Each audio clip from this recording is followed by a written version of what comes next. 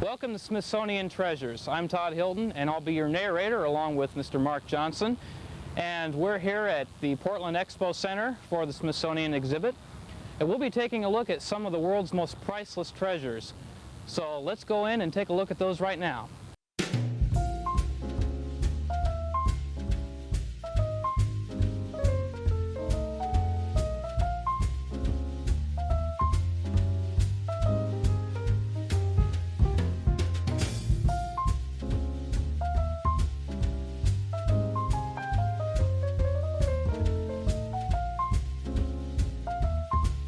Everybody, I'm Mark Johnson for Smithsonian Treasures, and we are now inside the exhibit. Our first treasure we're going to be looking at is a 1948 Tucker automobile conceived by Preston Tucker, and this sedan is the 39th of 51 samples that the Tucker Corporation built in 1948, so not very many of these out there, and I think Todd's probably getting some of this on tape right now of what the narration is, so we don't have a whole lot of time to spend on each treasure. There's so many treasures here that we're gonna give you just a little bit of a glimpse of each one of them. I don't know if you can get really a good shot of that exhaust, Todd, but there's 6 tailpipes coming out the end. I mean, That's close. That is true class. This is a beautiful automobile.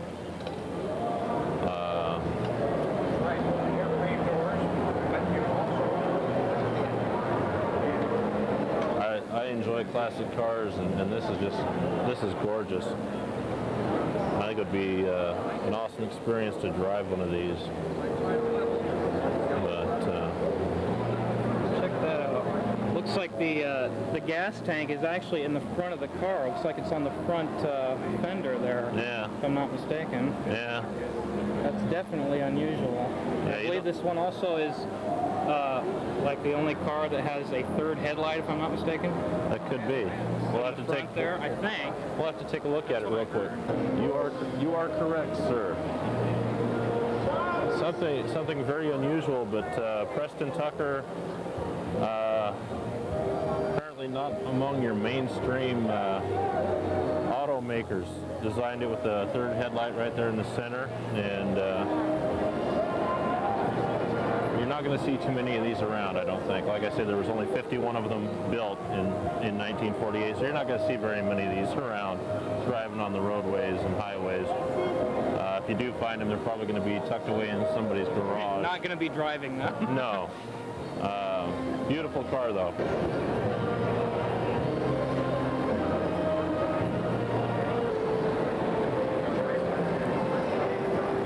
This gives a little bit of background on the beginning of how the Smithsonian was founded and who founded it.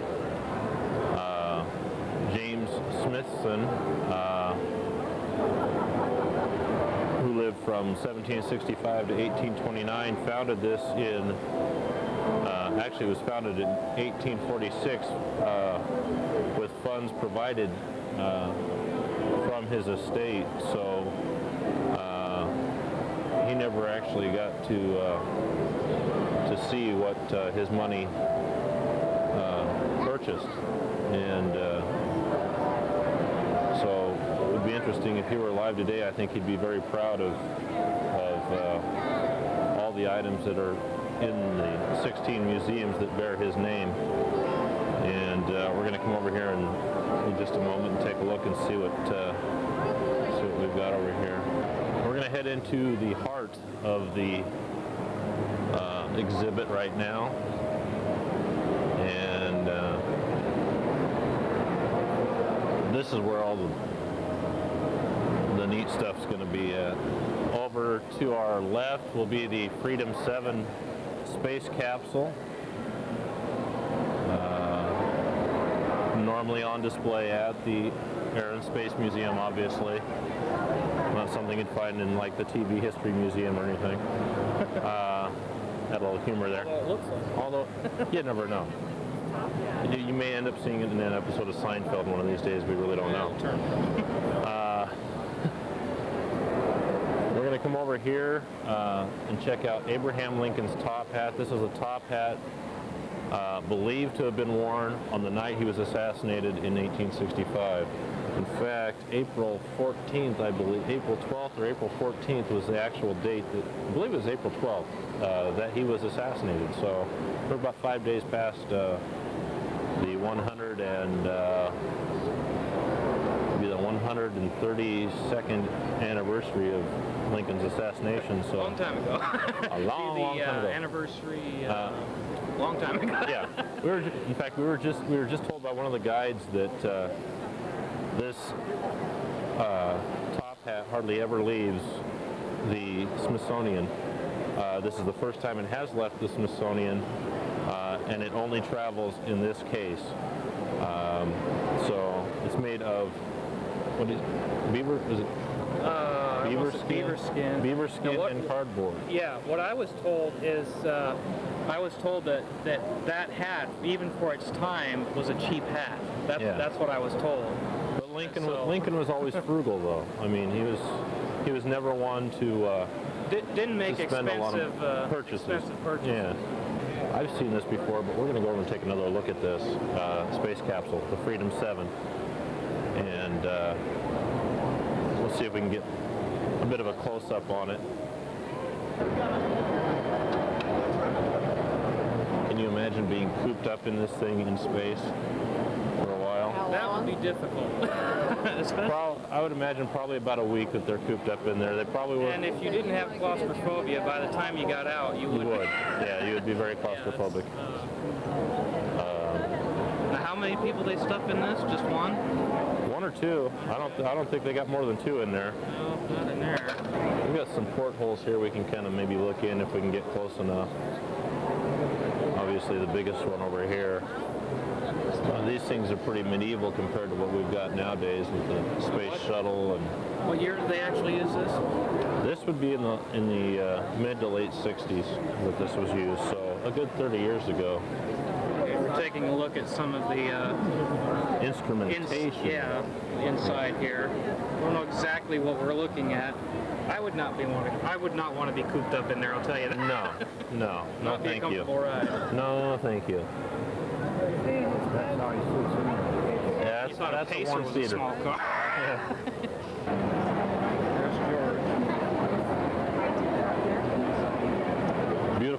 Beautifully done portraits of George and Martha Washington. And if I'm not mistaken, this is probably the image that you see on the $1 bill.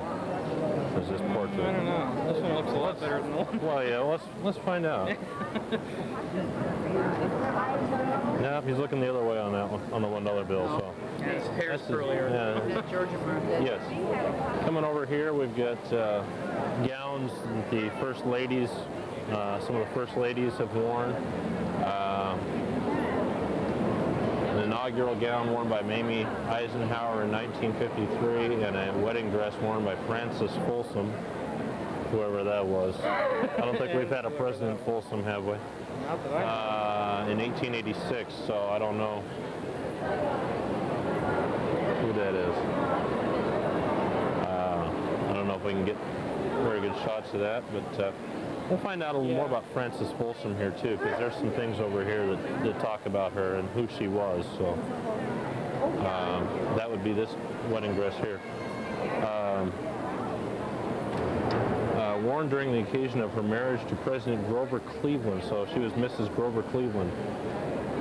So she married him in the White House in June 2nd, 1886. So very, very old dresses here. Okay, this is actually a stamp designed by Franklin Roosevelt, and also shows the finished stamp that was the 1938 6-cent airmail stamp based on that design. It's a 1936 3-cent Susan B. Anthony commemorative stamp based on the design that FDR sketched. And that's the actual sketch by FDR right there. We're going to try and work our way up here. Up here on the wall we have portraits of Ulysses S. Grant and Robert E. Lee.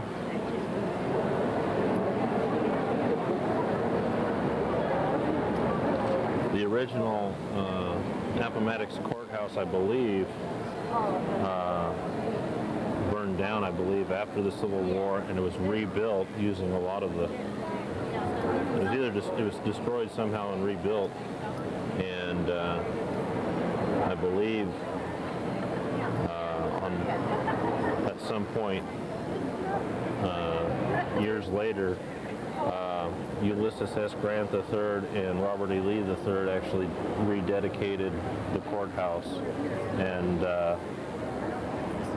apparently recreated the signing and cut the ribbon that rededicated the new courthouse. So this still stands today. Got a couple other portraits up here. Actual photograph here of Abraham Lincoln at McClellan's headquarters on the Antietam battlefield, October of 1862. You'll notice the top hat. We actually saw that earlier. It may not necessarily be the same hat. That one may looks not a be. little bit taller. It could be.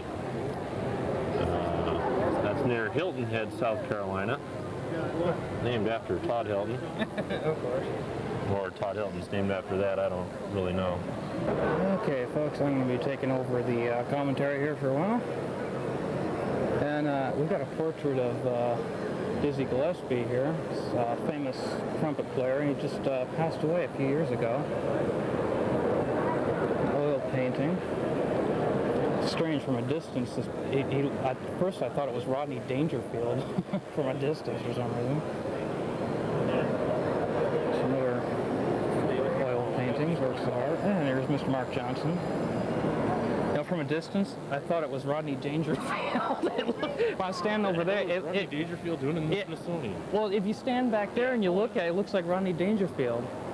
Yeah, he ain't getting no respect either. Yeah, true. Oh, he did. They got his trumpet over here. Yeah. You can actually get that.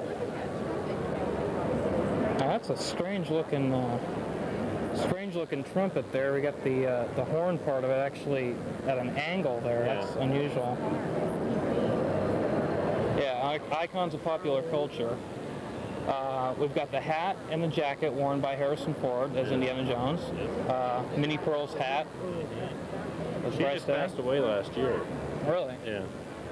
I thought she passed away several years ago. No, just last year. That's what it says here. And Okay. The phaser from Star Trek, Or man. one of them. You know, because they had They had several. about 5 million of them. Now, Trek fans, including myself, would appreciate this. Oh, yeah. I believe that. Looking book. Yeah, they well, for the time, they didn't have a large budget, and so they had to. It's more of a like a Buck Rogers kind of Yeah. thing, and that's how it was there. Some pretty awesome stuff here.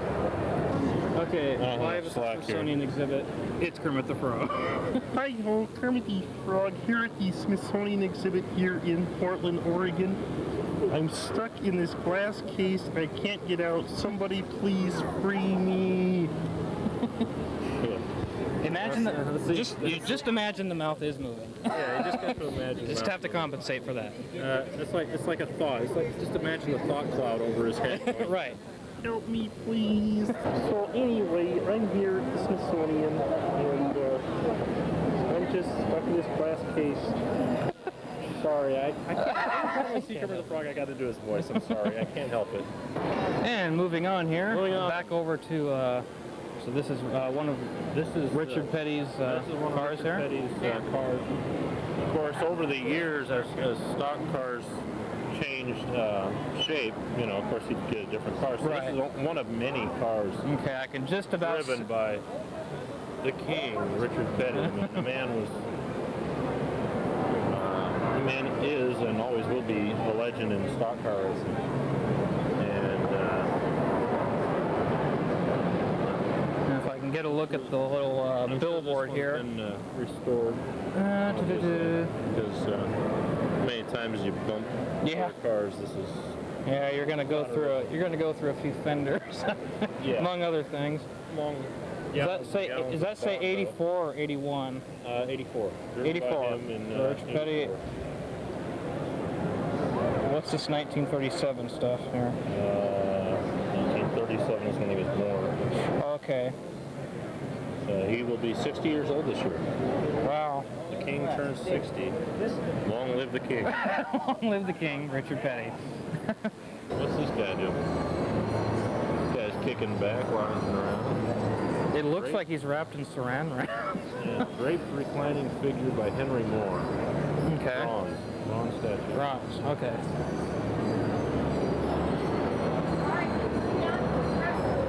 And some more paintings here. A little bit more abstract as we go along here. Now, this must be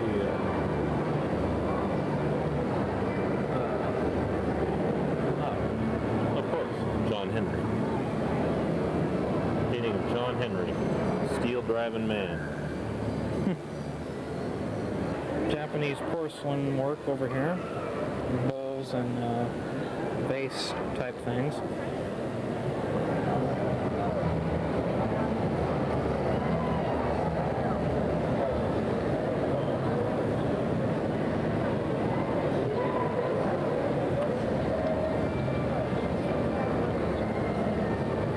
We've got some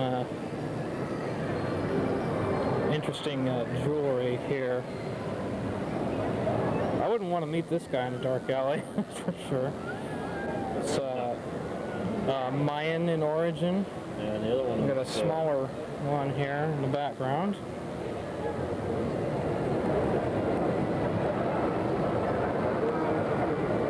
the gold one was designed and worn by the Baul people of what are they at, right? That's not quite as old as the other one. Yeah. 1900. Jade one was 1000. 1000 AD. How do they date this stuff? I'd like to really know. Probably says right on it. Yeah. That's how you tell. They just engrave it on there. That looks like one expensive lamp. What all's on there? I have no idea. I have no idea. Let's see, if we were taking the audio tour, we'd know these things. Yeah. Very sparkling.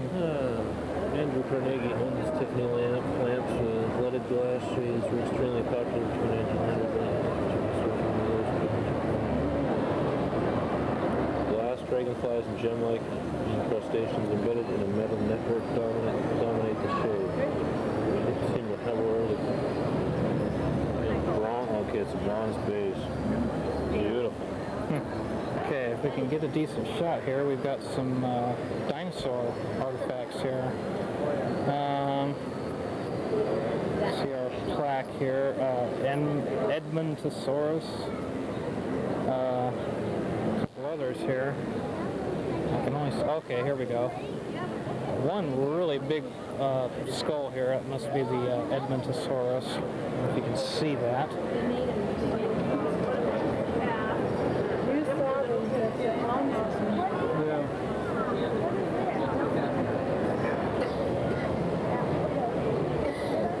This is actually my first time seeing dinosaur stuff here. Interesting. Fossil shark's teeth over here, dude. Yikes and gadzooks. Say the least. That's one big set of teeth. Fossil shark teeth. Let's see. 4.5 million year old fossil shark teeth. I can't read that. Looks Latin. I can't read that. Something that big could swallow A Buick. a Buick. Probably. And you say I've got a big mouth. Right. I don't think so. That's a big Now mouth. that's a big mouth, yeah. And over here we've got what? This is a Piece of a meteorite from Mars. meteor from Mars. About 1 billion years old, they say. How'd they get it then? How they know it's from Mars? It came from Mars. Because this plaque says so. The plaque says so. I mean, how else do you know? I mean, come on. How would they know? Now, even meteor. Now we're getting even meteor. Sorry about the pun there, folks. There we go. As in our spaghetti sauce just got meatier. Yes. Kind of a logo. I've got a book at home about the Wright brothers, and it's very interesting how they were so precise in their measurements and their design to be just perfect for it to work. And if it wasn't just right, then they knew it wasn't going to fly. And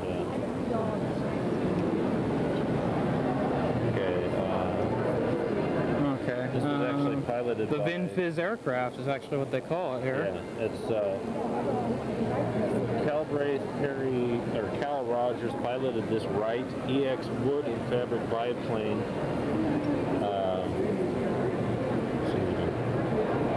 on the first U.S. transcontinental flight in 1911. The Armour Packaging Company, makers of Vin Fizz grape soda, sponsored the flight, and the plane was named the Vin Fizz. So this was not the first one. This was later on. Because the first one was in 1906 when they first flew. So this was a good 5 years later. This is the Wright brothers engine. This is another one of the one that's actually in the Vin Fizz plane. Okay. This was designed by the Wright brothers, built by the Wright brothers, and used in their first airplane. There's the starter right there. Wires going up to the cylinders and the spark plugs. No intake cam. Mark knows all about engines. I work for CarQuest. Mark works for CarQuest. He knows them. Now, where do you think they got their parts from? They got their parts from CarQuest, yeah. We've got some more lunar exhibits here. This is a lunar rover. This lunar roving vehicle, almost identical to the rovers astronauts used in Apollo 15, 16, and 17 missions. They trained with this vehicle before carrying out their flights.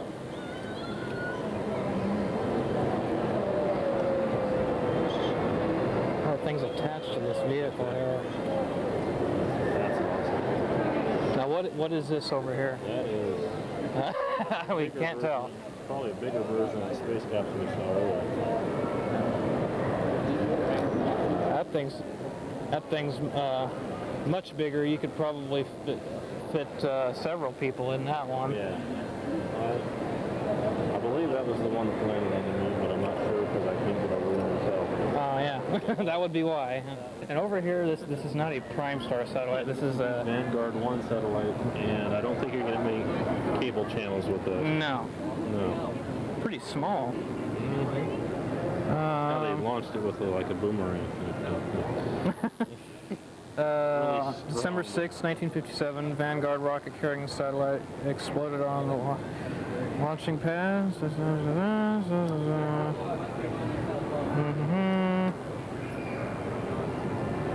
So this is from the satellite from the 50s here.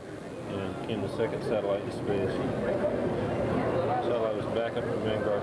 Okay, this is the backup for Vanguard 1. Ah. Its payload is identical to those of the first two successful American satellites. We've been told that we'll now be visiting the restroom exhibits, which are located.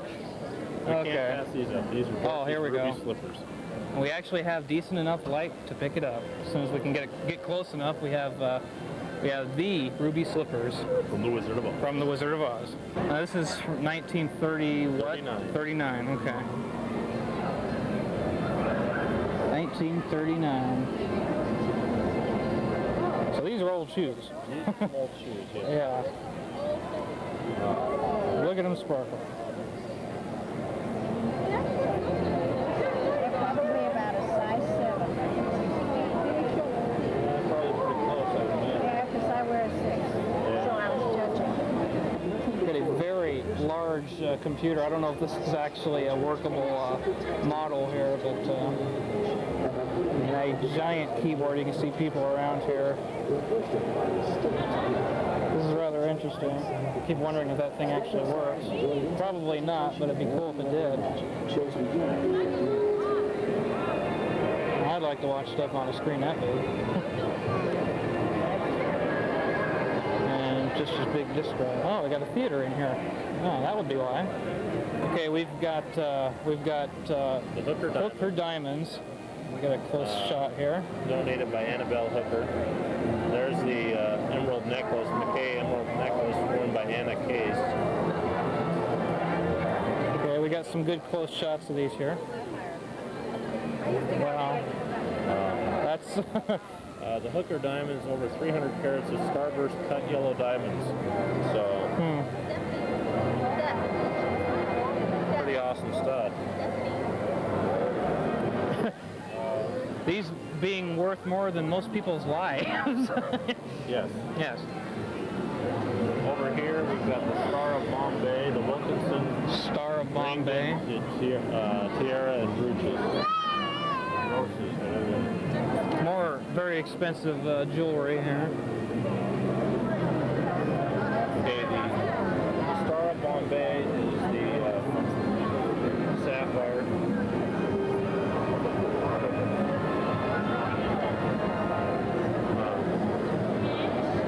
And now we're approaching the carousel. Now, is this an actual part of the exhibit here? Yes. This is an actual. Yes. Oh yeah. What would be the date on this here? Well, let's see if they have something on it. Either way, very impressive. You take a look. Ride this. Take a look at this thing, and people are allowed to ride it for a small fee here. Tickets are $2. So. Very elaborate piece of work here. There's not too many of these babies left in the world that are handcrafted like these. I mean, Yeah. These are all handcrafted. Okay, I believe we found something on the carousel here. Mr. Mark Johnson will read that off while I'll give you a shot of the carousel again. This carousel was built by Chance Rides Incorporated of Wichita, Kansas. It took 5 months to create this 50-foot carousel, which weighs 33,000 pounds. It takes a day and a half to put together and about a day to dismantle. This carousel is reminiscent of a turn-of-the-century carousel created by Denzel. The animals are inspired by such carousel notables as Luke, Parker, Stillman, and Carmel, as well as Denzel. This is actually only a replica. This is not the original. Not the original, which is 1903. Right. And this is, what did you say, just a few years old? What a beautiful replica it is, though. Yeah. And they still don't make anything like this. No. Well, I mean, You see similar. yeah.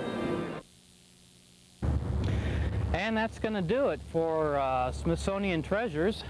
Hope you've enjoyed our tour, and we had a little bit of problems seeing some of the exhibits because of light problems there, but that's to protect some of the older exhibits because they're very sensitive to light. But hopefully you can see it enough that you can make some reference as to what you were seeing. And so that's going to do it for Smithsonian Treasures. So for Mark Johnson, I'm Todd Hilton. Thanks for watching.